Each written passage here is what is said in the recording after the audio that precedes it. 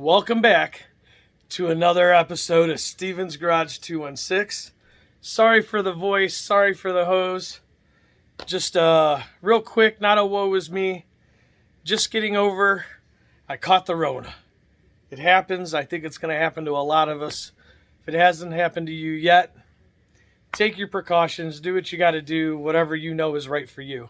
And that's all I'm going to say about that. I really want to get into this video. I apologize, but what happened with me, man, we're like a whole month and maybe 2 months behind on doing this video or something like that. And I greatly apologize for that.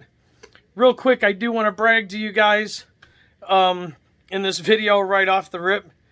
Man, I'm 47 years old, backyard mechanic, love my Corvettes, love talking about cars, love doing these videos when I can with you.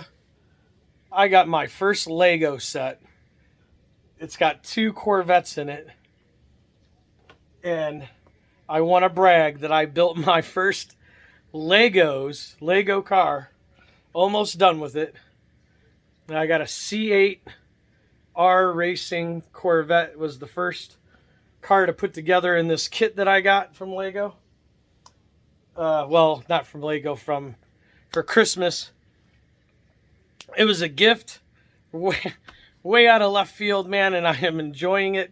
It's actually, I got to tell you, more peaceful than you could possibly imagine. Sitting here with a bunch of pieces in front of you, putting together a Lego car, and it's probably a great feeling for anything Legos. I'm really enjoying it, so I wanted to say that. Got 2 things out of the way. Now, in this video, it's going to be like a part 2, part 3. I think we're on part 3, about doing the rear end change on your 97, 98 Corvette. Now, it may or may not be all 97 and 98 Corvettes. I have a 98 Corvette, as you guys know, and we went from 273 factory stock gears that were in it for that base model Corvette that I have, and we moved to a set of, it came from a 2000 car, I believe it was a 2000 car, Z06 Corvette. We got 342 gears. Now, my Corvette, my 98, is an automatic, and the 2000 Z06 was a 6-speed manual. Now, I highly recommend that you follow, like, subscribe, make comments, but please go back and follow, or well, go here, follow, hit the notification bell. Huge deal, especially right now if you're trying to do these rear gears for your car. Watch the last couple videos I did. I know I labeled them good. Check out the mistakes that I made swapping from a manual 342 and trying to put it into an automatic 273 car. Look at the mistakes that I've done. Follow what I did. Don't make the same ones that I did. Check out those videos. They're going to be really important and good information for you. Now we're on the last part of doing a rear gear change. And what I want to tell you is that the part that we're going to work on now has to do with the tire and gear wizard. If you're doing your own tuning, if you go somewhere, great. I'm sure they're going to be able to figure it out. They probably know how to do this math that I'm teaching you right now, or going to try to teach you. If you're going to a shop, I'm sure they'll be able to figure it out. Now, from my understanding, there seems to be a small, slight difference, and I'm going to show you with some screenshots in this video of what it looks like for the tire gear wizard on a 97, 98 Corvette, and what it looks like on other cars, even newer Vettes, whatever. There is a difference in the way that it looks on the tire gear wizard, and the problem that I ran into personally was figuring it's not as simple as just doing like a division of, I'm thinking off the top of my head, whatever it is, the tire by gear ratio or multiplication, something like that. I'm going to show you the right way to do it. But it's not as simple as that doing it, because I did it exactly the way that it describes to you in HP Tuners. I've done it exactly the way it was described to me by people I've made friends with at the tuning school down there in Tampa. I've tried it a couple of different ways. Finally, the support team got back to me from HP Tuners about 3 or 4 days after the fact that I was having problems and couldn't get my HP Tuners to work right because I was 7 miles an hour off. I was like 11 and 12 miles an hour off. We couldn't get the numbers dialed right for my speedometer to be right. And it would be right at slower speeds, but then it would go like way off and get worse and worse the faster you went. I even had one situation where I couldn't even actually get it to repeat or do it again. But I was driving down the road, 25 and a 25, and I'm using the GPS on my phone to match it up. I'm going 25 for 25. I thought I got it. I was excited. Get to 35, and all of a sudden the speedometer needle shot up to 70 miles an hour. I'm doing 70. Even when I was at a stop, it was stuck at 70 miles an hour. So something bad happened, connection between the HP tuner, the computer, putting loading tunes in, taking tunes, something stupid happened. But like I was saying, 3-4 days later, support team finally got back to me. I think his name was Eric, maybe, from HP Tuners, the support team. Gave me a screenshot that I'm going to show you guys exactly the way he sent it to me. If you don't understand it, I'm also going to like physically write it out, show it to you that way, and I'm going to show you where to punch those numbers in at under the speedo tab on your HP Tuners to get it right.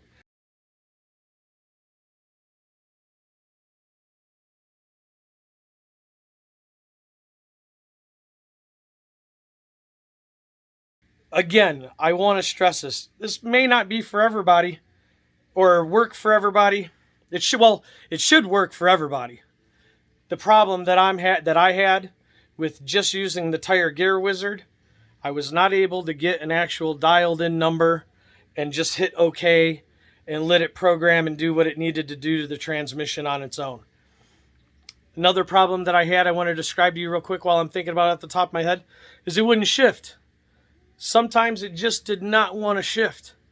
That actually was the worst and the first part of the problem, is that changing the gears, no tuning, no nothing, just right out the driveway, was not going to shift unless I was just kind of my foot resting on the accelerator pedal and just kind of like super grandma driving, it would shift. But if any regular driving, any type of other driving other than like super slow-mo grandma mode, it was not shifting out of first.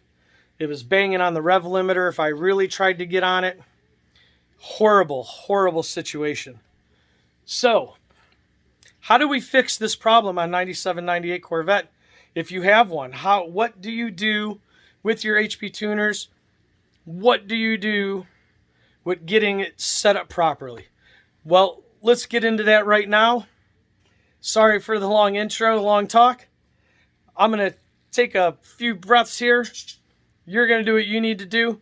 Let's get to this video and get to some math and how to set up your rear end and your HP tuners. Computer restarted, edit, whatever. Here is the notes I got back. So I'll leave that there for a couple minutes. You can pause, screenshot, copy it down copy it down, whatever. But I wrote it down in another way like this that makes it a little more sensible in case you don't know that your forward slash is divide, star means multiply, stuff like that. So I basically rewrote all that down right here and made this little chart. Now, what I'm going to show you here is that basically what that, and this is the math you're going to do, is going to help you. Oops, wrong way. Help you go to this screen on your 97, 98 Corvette under speedo, under the calibration. You're going to see these 3 boxes. And basically those 3 boxes is what you're going to do this math here on and fill out. Now, what I noticed is there's one last piece of math here. I don't know if it'll work for everybody or what happens, but once you do this first half of the math and you fill in this box here, then you fill in this box here, this last box here, this should change on its own. It did for me. That's the only reason that number is there.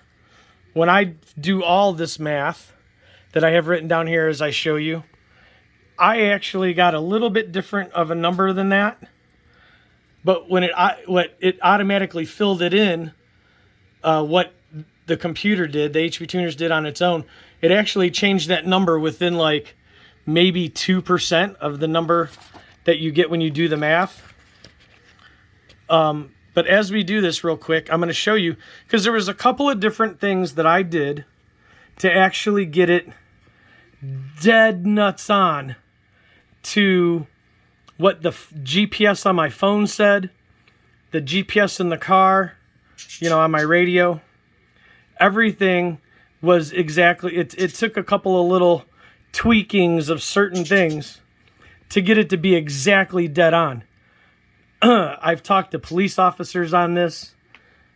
I know it's not the same everywhere. Everywhere has some kind of tough guy cop or police officer that just whatever. But 1 or 2 miles an hour off isn't going to kill everybody. I mean, you lose that 1 or 2 miles an hour just by your tires wearing low and getting thin and all that stuff. That does make a huge difference. So, our trans revs, where we got here? Our trans revs, well, we got to back up a little further, but let's go with the center one. What you need to know is your tire revs equals your inches per mile, which there's 63,360 inches in a mile. I actually think it's like point whatever, blah, blah, blah, but who cares? You divide that number by your tire circumference. Your tire circumference, you may know how to get that. You probably haven't heard of pi since grade school. But you're going to take the height of your tire. So if you go outside and you measure your tire, like use a level or something across the top of the tire, even on some tires, my Cooper RS3 tires, which are outdated, actually have the tire circumference on there, which is the number of revolutions that it makes in a mile. But another way to get that is take the height of your tire, use something level, use a tape measure, measure from the ground up, and this is the number that I played with the most. You multiply that tire height by pi. Now, because of what I just talked about a few seconds ago or moments ago, was your tire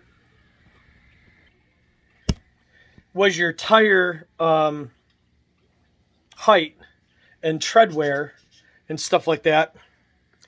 I played with mine, and that's where I got the best results from, was the number that I came out with. I think it might have been somewhere around 776 revolutions per mile.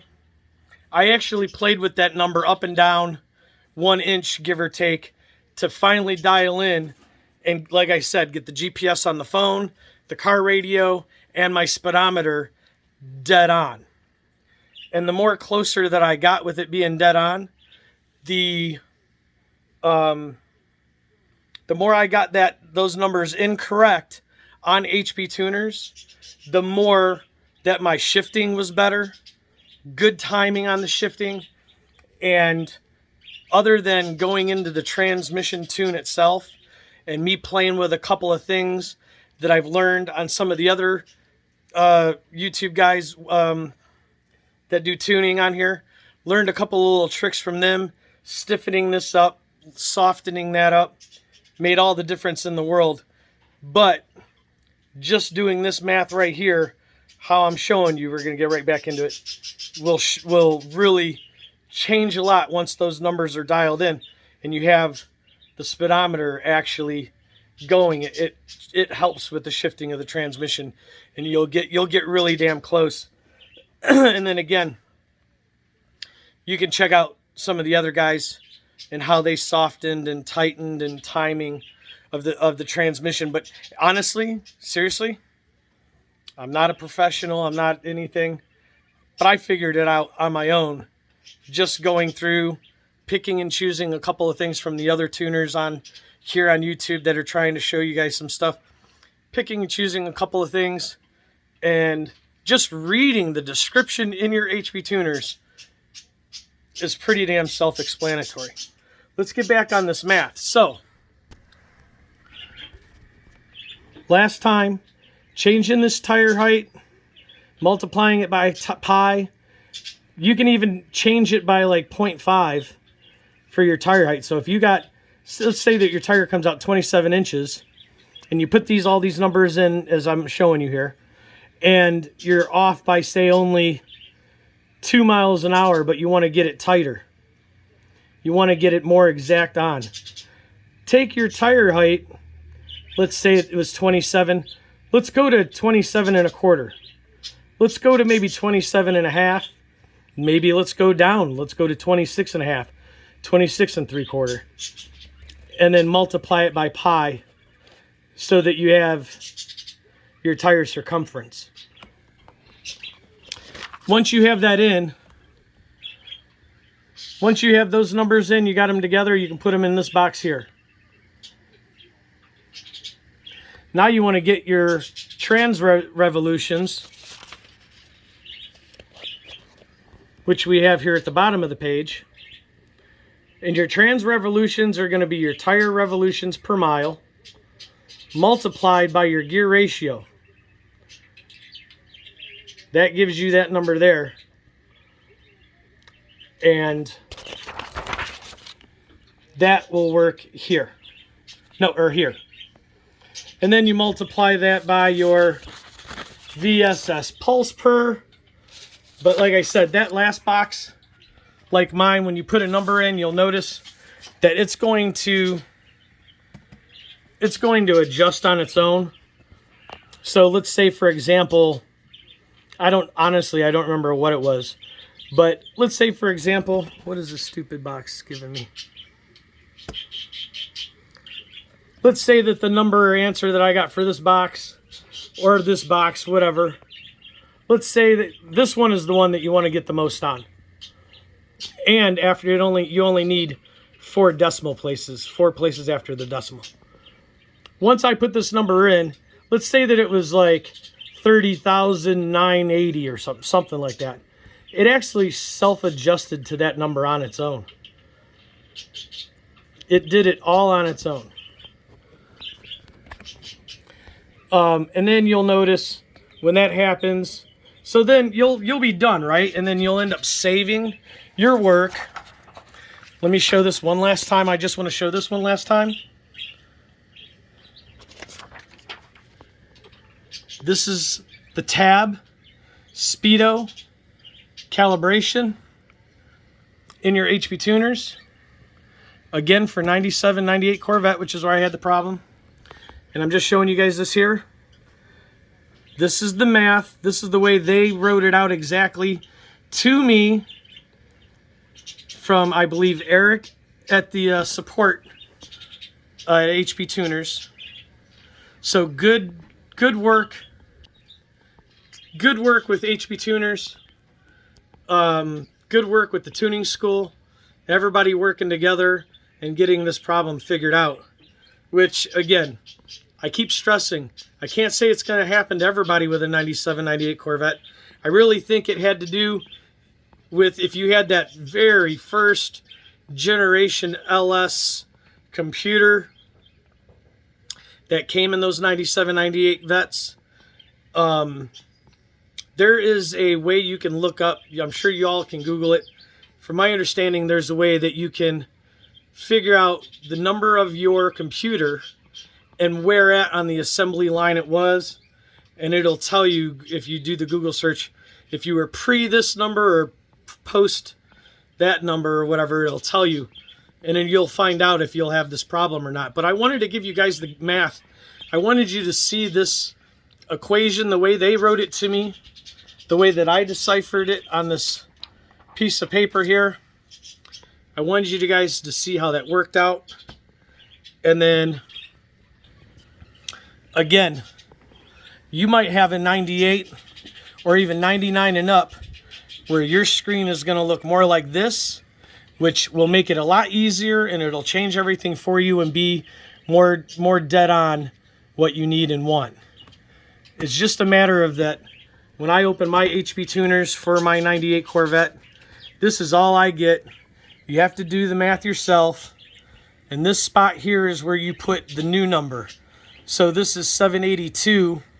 That, I think that might be for a 342.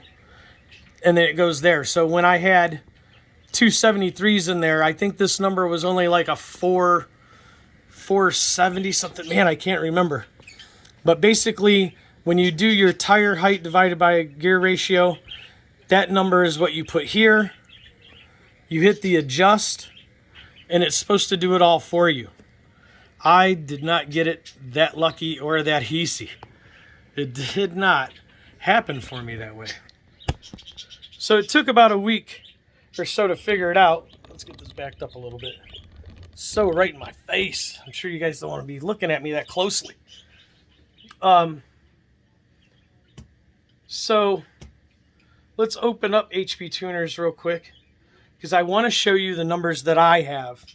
Maybe you can copy the numbers that I have, and boom, it'll work out for you, and you won't have to go through all that math and stuff that I did. So we're going to reopen HP Tuners here real quick. I'm going to get the phone or camera looking at the screen for HP Tuners. Here we go. Let's get this on here. So let's close this file we got in here. Let's just find any old one of the newest Vet tunes I got in here. One of the latest ones I've been playing with.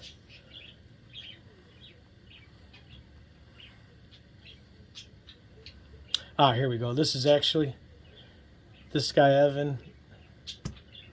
He was helping me with some of the transmission shift points when I went to good old Cletus McFarland's Freedom Factory. I was down there, and then the next day I went to Bradenton to race on the, I think that was a quarter-mile track. So here we go. I'm going to open up Speedo. Now this is currently what is in my 98 Corvette right now. Going from a 273 to a 342. I hope you guys can see that. Let me pick this up and zoom in a little closer here. These are the numbers that I have under the speedo tab, under calibration tab. There's my pulse per mile. There's my gear and tire size. And there is my trans revs per mile. So those 3 boxes, that's what you get. You could try to use them. I'm not going to guarantee. Again, I have learned that this is really weird kind of voodoo on 97, 98 Corvette. Really weird kind of thing. And this isn't just me, whatever. I'm finding out that this is something that's kind of happened to quite a few people with 97 and 98 Corvettes. They were the first two, to have that very first so soft, so gentle, breakable computer. And obviously I'm one of those guys that's stubborn. Been keeping that computer. I know I should upgrade. I really just haven't gotten that far. I feel the car runs good, races good. I'm happy with what I have. I'm thinking this year, it's still winter time. We're actually just, past the midpoint, but here in Cleveland, we haven't even gotten any snow yet. But I'm really working at maybe doing a wing, front spoiler, diffuser, kind of going that route a little bit.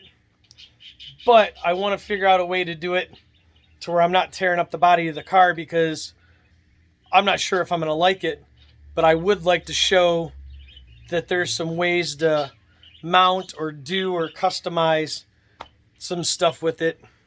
Some other ideas that I have are some upgrades that I've already been working on here and trying to get set up with and on the Z28, the Camaro, the LS swap that we did. There's some things there that need to be done. There's actually some things in there that still, to this day, need to be buttoned up. Like with getting I understand that Summit Racing may have some type of vacuum port switch that will do the lock-in. So I can take the wires from the side of the transmission, run those up to some type of vacuum port that you can just mount on the firewall, and that will help switch your transmission into the overdrive and lock the torque converter. So I want to do something like that on the Z28 Camaro LS swap. I've got some suspension upgrades and things.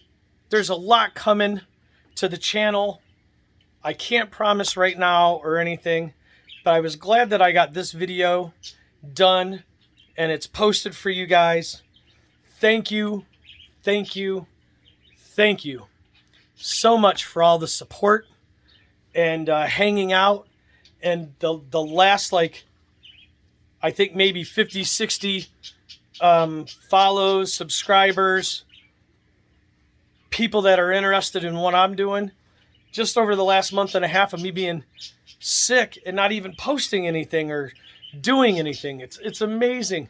I really didn't think that it was going to work like this. Again, I look at this as that the market for LS swapping and doing this type of stuff is saturated on YouTube. There's too many of us. It's fine, but the great thing is that different people have different taste for different people and different taste.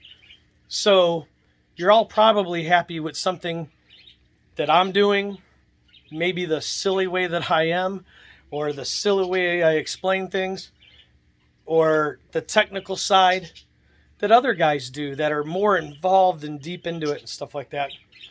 I'm just here to have fun, burn some tires, and act like a fool in the city of Cleveland. And I'd like to start getting some more rolling videos. That would be fun too. Because what you guys don't see that I don't record, and I'm really sorry, I wish I had extra arms and ways to do these things, and I'm probably just overlooking it.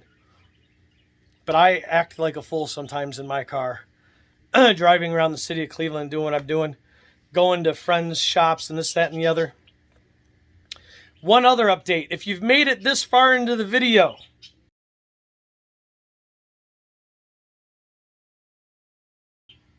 one other update. I'm just now thinking about this.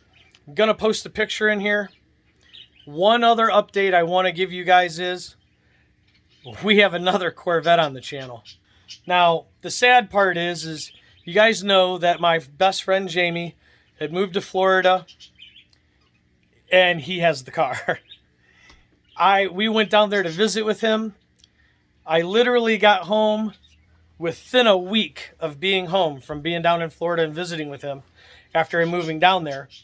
He calls me one day and tells me that he's got a 95. I believe it's what they might call a 51, a Z51. The big suspension upgraded C4 Corvette. He's giving me the VIN number. We're checking it out. And I'm going, oh, wow, this is okay. This is cool. You know, it's got the better, dang it, not LT4, LT1. It does have OptiSpark in it, but there's a lot of cool things. Hopefully Jamie's going to get off his butt. We need to get the engine out.